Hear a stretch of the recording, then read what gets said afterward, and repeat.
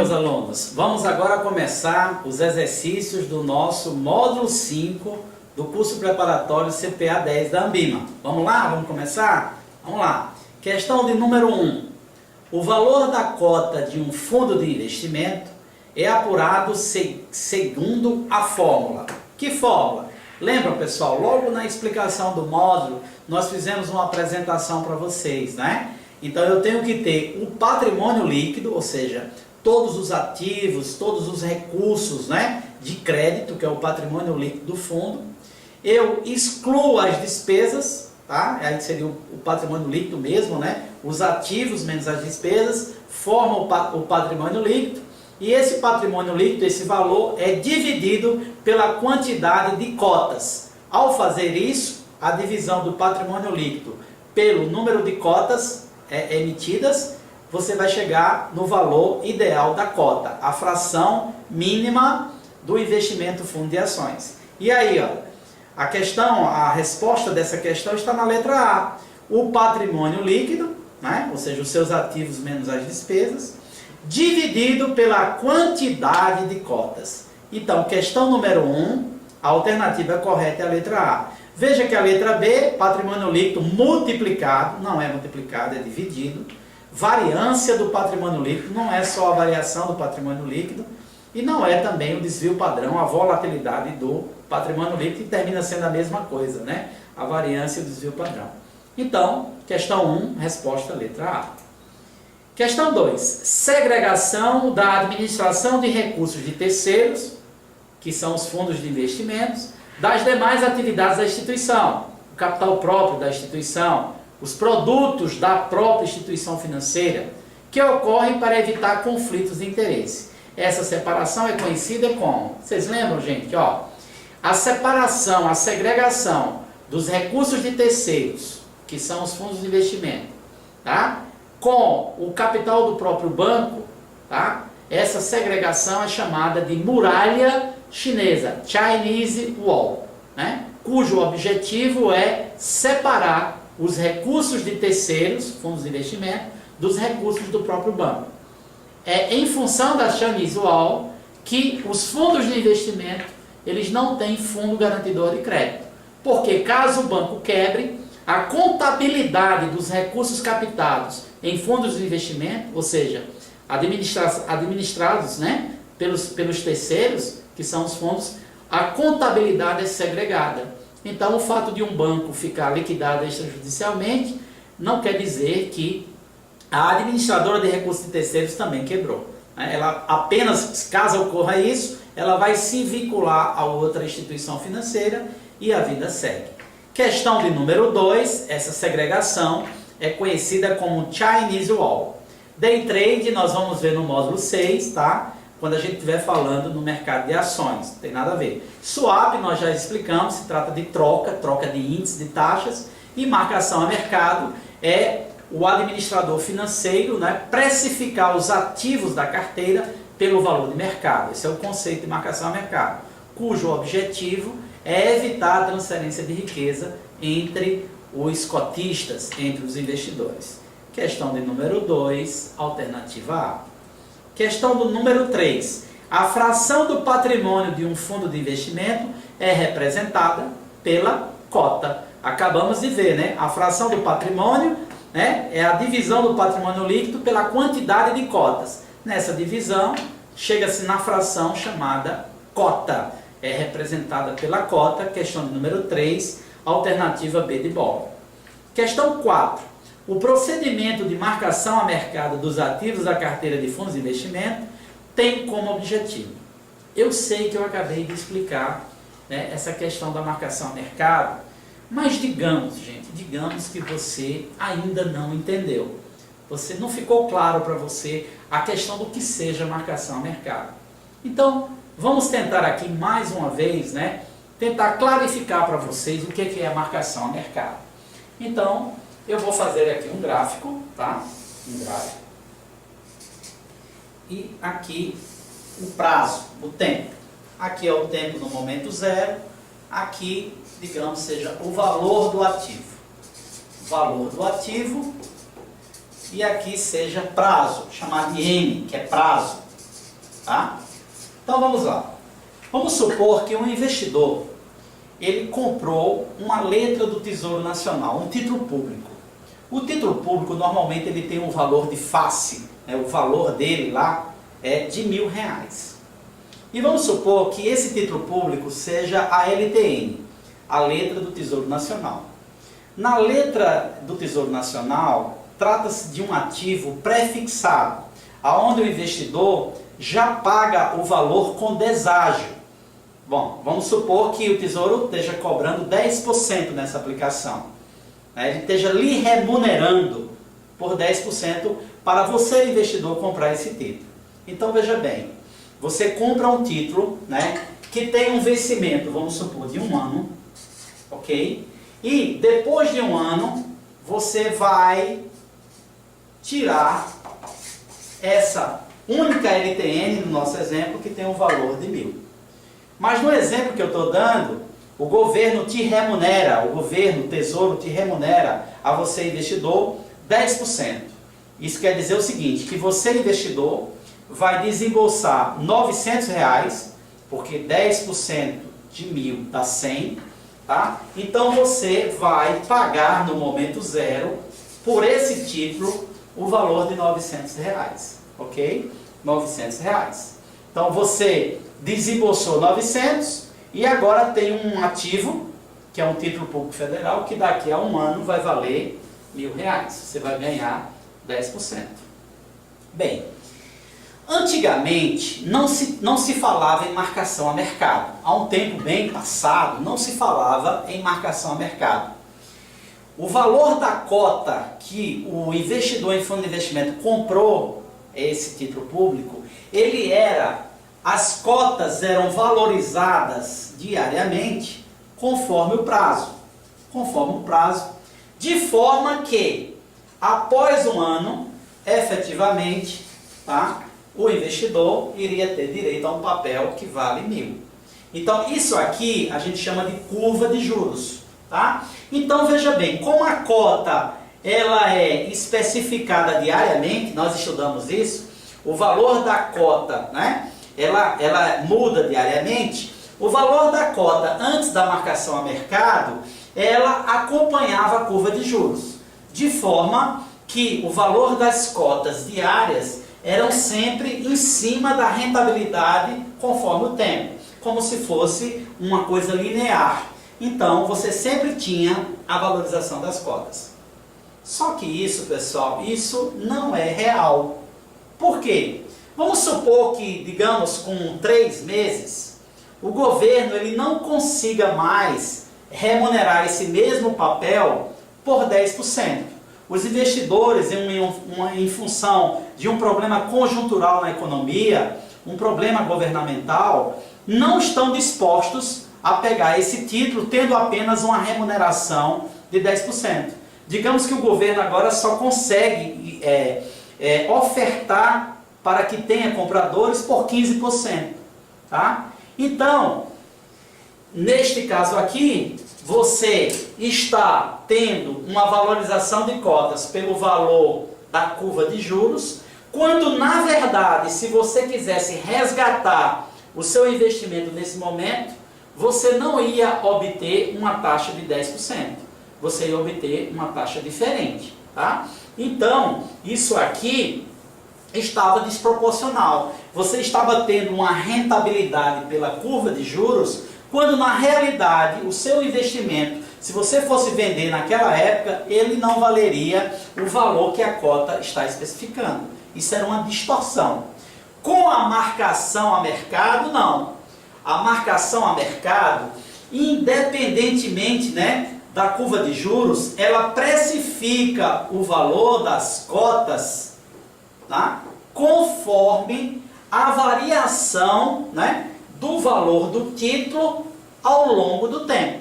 Então quer dizer aqui, ó, aqui a cota estaria positiva, porque eu estaria marcando o valor da cota pelo preço do ativo naquele momento. Aqui seria uma valorização, a cota estaria positiva, porque se eu quisesse vender a cota nesse momento, ela estava valendo muito mais do que a taxa da curva de juros. Entretanto, se ela estivesse aqui neste momento, aí aqui o valor da cota diariamente estaria negativo. Ou seja, o valor das cotas hoje nos fundos de investimento são marcados a mercado. Ou seja, são marcados, a cota é valorizada conforme o preço do ativo no mercado atual. Isso é o conceito de marcação a mercado, que está muito mais real, né, do que a questão da curva de juros. Então hoje, tá, os países desenvolvidos, o Brasil, sempre, não é, vão precificar o valor das cotas dos fundos de investimento pelo valor de mercado. Esse é o conceito de marcação a mercado. E qual é o objetivo? O objetivo é evitar a transferência de riqueza entre os investidores. Porque quando você tivesse na curva de papel, digamos que estivesse valendo a LTN abaixo, iria entrar um investidor no fundo nesse momento comprando um papel pelo valor diferente de uma pessoa que comprou o papel anteriormente. Porque aqui estava pela curva de juros. Por isso que a gente diz que o conceito da marcação a mercado é precificar os ativos pelo valor de mercado e o objetivo é evitar a transferência de riqueza entre os cotistas, tá? Então é isso que você deve guardar para a certificação da Anbima, o conceito e o objetivo. A questão aí pergunta o objetivo, e o objetivo está exatamente na alternativa C. O objetivo da marcação a mercado é evitar a transferência de riqueza entre os cotistas, ok, gente? Eu acho que agora deu para clarificar um pouco para vocês essa questão. Então, questão 4, alternativa C. Questão 5. Os ativos presentes no fundo de investimento são de propriedade. Ora, os ativos que compõem a carteira dos fundos de investimento são aquisições dos investidores, que são chamados de cotistas, tá? Então, a propriedade dos ativos no fundo de investimento pertence aos cotistas, aos investidores dos fundos. Questão 5, alternativa D de dado. Questão de número 6. Dentre os documentos abaixo, qual deles permite ao investidor tomar ciência dos riscos de um fundo? Aí eu já fiz uma questão, né, mais atual, porque antigamente a gente falava muito nos prospectos, era lá onde tinha as ciências dos juros, mas conforme a instrução CVM 522, ela não fala mais em prospecto, ela fala em lâminas. E o que seria a lâmina? Seria as informações essenciais do fundo de investimento, ou seja, taxa de administração, riscos envolvidos, etc. Então, a questão 6, a alternativa correta, onde é que ele toma consciência, né, é através das lâminas, que são informações concisas e claras para todos os investidores sobre as especificidades de cada fundo de investimento. Questão 6, letra C. 7. Os fundos de investimento. Vamos lá. Na alternativa A, são garantidos pelo Fundo Garantidor de Crédito. Errado. Vocês sabem que o Fundo Garantidor de Crédito, ele garante o quê? Aplicações em conta corrente, aplicações em poupança, aplicações em depósito a prazos, aplicação nas letras de crédito imobiliário, letras de crédito do agronegócio, etc. E fundos de investimento não tem fundo garantidor de crédito. Por que não tem? Porque a questão da muralha chinesa. Os recursos alocados, né, nas administrações de recursos de terceiros, eles não se juntam com os recursos captados pelos bancos. Então, se um banco quebrar, não quer dizer que a administradora de recursos terceiros quebrou. Ela apenas vai se vincular a outra instituição. Então, os fundos de investimento não têm fundo garantidor de crédito, que atualmente está com valor de R$250 mil, né, por CPF, né, e vinculados a cada banco. Usam o CNPJ do banco? Não, os fundos de investimento usam o seu próprio CNPJ. O CNPJ do banco é uma coisa, CNPJ da administração de recursos terceiros, que são os fundos de investimento, é outra coisa. Os fundos de investimento são um condomínio de pessoas, ótimo, né? Vários investidores aplicando uma carteira, numa composição de um fundo de investimento, tá? E é um condomínio por quê? Porque esses cotistas, que são os condôminos, eles têm direitos e obrigações iguais, com o objetivo comum do investimento, exatamente. As aplicações feitas, né, por cada investidor formam uma composição da carteira e a rentabilidade é distribuída em comum com os seus investidores, com os seus cotistas. É lógico que um investidor que aplica R$100 mil e outro que aplica 1.000, ele vai ter o mesmo percentual de ganho, né? Agora, uma coisa é 10% em cima de 100 mil de 1 milhão, 10% em cima de R$1.000, tá? Mas o objetivo é comum e os direitos e deveres são iguais, letra C está correta.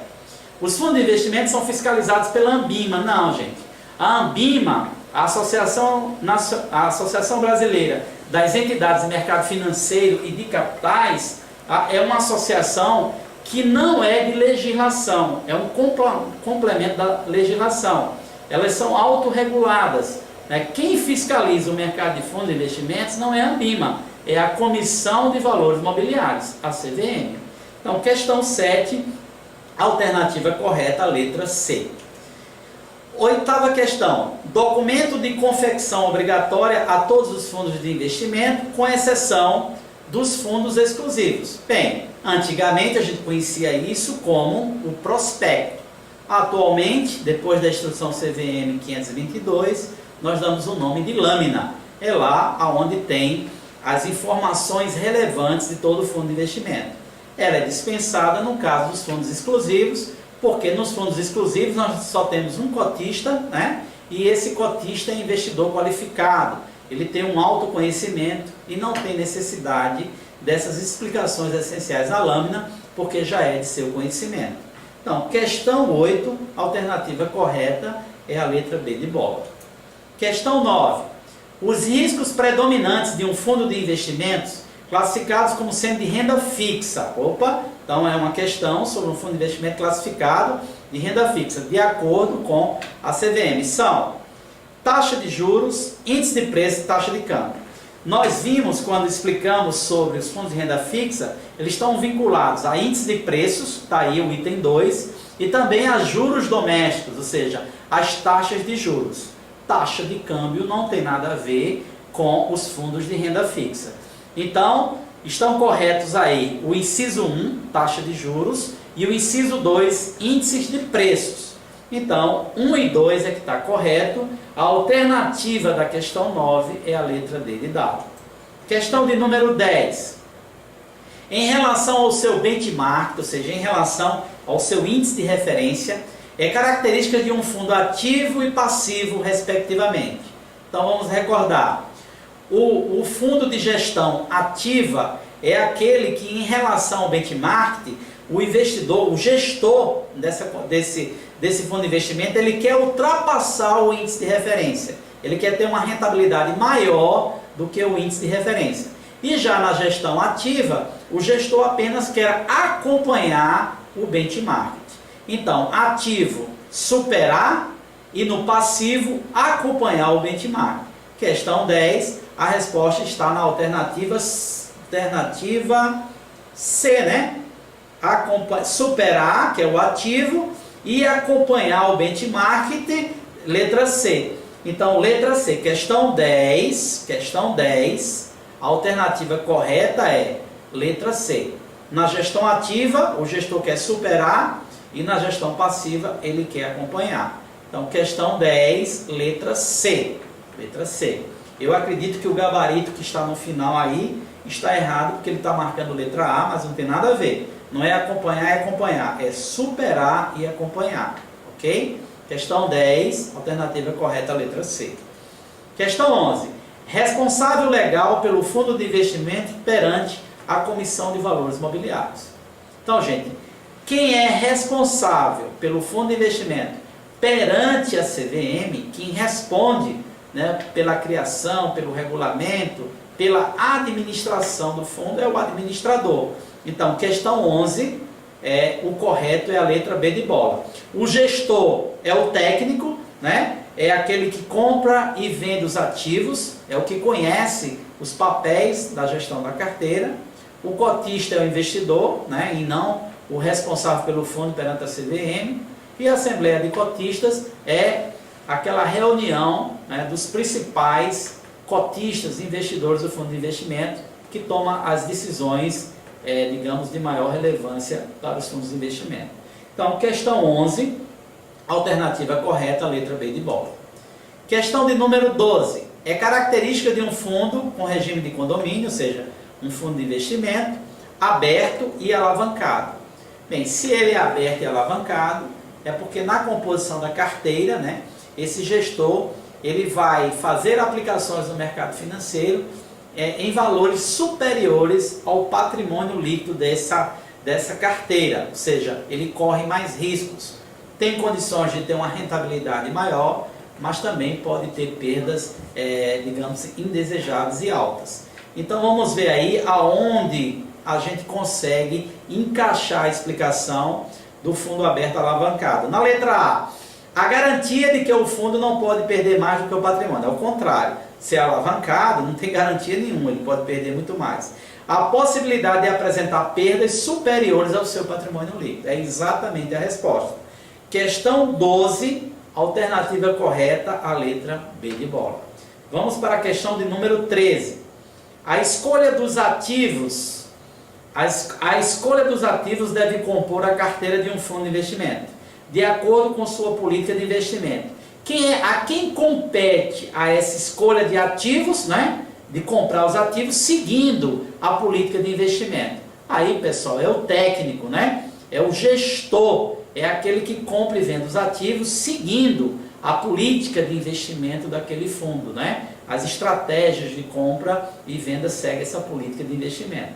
Então, questão 13, alternativa C, gestor. 11C, não é isso? 13C, desculpa. Questão 13, alternativa correta C, gestor. Questão 14. A taxa de administração de um fundo de investimento. Vamos lá. A taxa de administração de um fundo de investimento, ela é percentual ao ano e ela é deduzida diariamente. Vamos ver onde é que está a alternativa correta. É uma taxa fixa, é verdade, ela é fixa, expressa em percentual ao ano, ok? E é calculada e deduzida diariamente no valor das cotas. É isso aí, gente. Questão 14, alternativa correta é A. A letra B fala que é uma taxa fixa, expressa o percentual ao ano, tudo bem, e é calculada mensalmente. Não, é diariamente. É uma taxa variável, não é. A letra C está dizendo que é uma taxa variável, está errado. É uma taxa fixa. E a D também fala que é uma taxa variável. Questão 14, alternativa correta, letra A. Questão de número 15.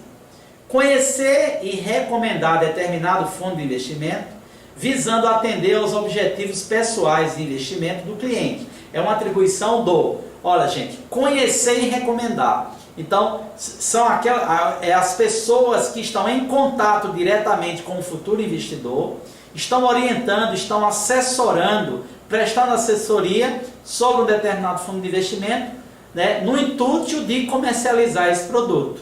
E quem faz isso é o distribuidor. Questão 15, a alternativa correta está na letra B de bola, distribuidor. Questão de número 16. O cotista de um fundo de renda fixa que acaba de pagar o imposto de renda, verificou o quê? Ora, se ele está pagando o imposto de renda, tá?